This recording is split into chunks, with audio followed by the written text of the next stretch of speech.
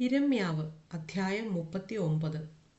യഹൂദ രാജാവായ സിദെക്കീയാവിന്റെ 9-ാം ആണ്ടിൽ 10-ാം മാസത്തിൽ ബാബേൽ രാജാവായ നെബൂഖദ്നേസരും അവന്റെ സകല സൈന്യവും യെരൂശലേമിന്റെ നേരെ വന്ന് അതിനെ നിരോധിച്ചു.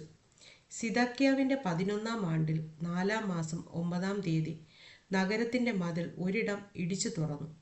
ബാബേൽ രാജാവിന്റെ സകല പ്രഭുക്കന്മാരുമായ നേർഗൽ ശരേസരും സംഗർ നെബോവും സർസെഹീമും രബ് സാരീസും നേർഗൽ ശരേസരും രബ് മാഗും ബാബേൽ രാജാവിന്റെ ശേഷം പ്രഭുക്കന്മാരൊക്കെയും അകത്ത് കടന്ന് നടുവിലത്തെ വാതിൽക്കൽ ഇരുന്നു. യഹൂദ രാജാവായ സിദെക്കീയാവും എല്ലാ പടയാളികളും അവരെ കണ്ടപ്പോൾ ഓടിപ്പോയി. അവർ രാത്രിയിൽ രാജാവിന്റെ തോട്ടം വഴിയായി 2 മതിലുകൾക്കും നടുവിലുള്ള വാതിൽക്കൽ കൂടി നഗരത്തിൽ നിന്ന് പുറപ്പെട്ട് അരാബ വഴിക്ക് പോയി. കൽദയരുടെ സൈന്യം അവരെ പിന്തുടർന്നു. യെരിഹോ സമഭൂമിയിൽ വച്ച് സിദെക്കീയാവോടൊപ്പം എത്തി അവനെ പിടിച്ചു. ഹമാത്ത് ദേശത്തിലെ രിബ്ലായിൽ ബാബേൽ രാജാവായ നെബൂഖദ്നേസറിന്റെ അടുക്കൽ കൊണ്ടുചെന്നു. അവൻ അവന് വിധി കൽപ്പിച്ചു.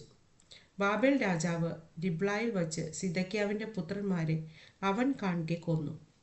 യഹൂദ കുലീനന്മാരെയൊക്കെയും ബാബേൽ രാജാവ് കൊന്നുകളഞ്ഞു. അവൻ സിദെക്കീയാവിന്റെ കണ്ണ് പൊട്ടിച്ചു. അവനെ ബാബേലിലേക്ക് കൊണ്ടുപോകേണ്ടതിന് ചങ്ങലയിട്ട് ബന്ധിച്ചു.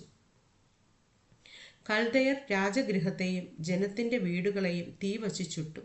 യെരൂശലേമിന്റെ മതിലുകളെ ഇടിച്ചു കളഞ്ഞു.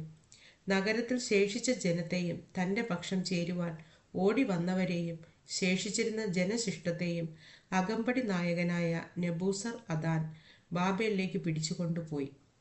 ജനത്തിൽ ഒന്നുമില്ലാത്ത എളിയവരെ അകമ്പടി നായകനായ നെബൂസർ അദാൻ യഹൂദ ദേശത്ത് പാർപ്പിച്ച് അവർക്ക് അന്ന് മുന്തിരിത്തോട്ടങ്ങളും നിലങ്ങളും കൊടുത്തു.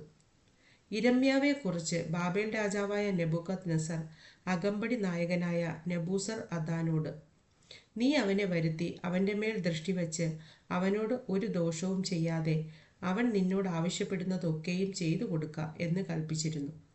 അങ്ങനെ അകമ്പടി നായകനായ നെബൂസർ അദാനും നെബൂഷസ്ബാനും രബ് സാരീസും നേർഗൽ ശരേസരും രബ് മാഗും ബാബേൽ രാജാവിന്റെ സകല പ്രഭുക്കന്മാരും കൂടെ ആളയച്ചു.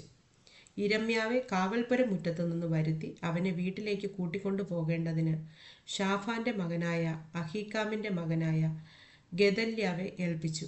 അങ്ങനെ അവൻ ജനത്തിന്റെ ഇടയിൽ പാർത്തു.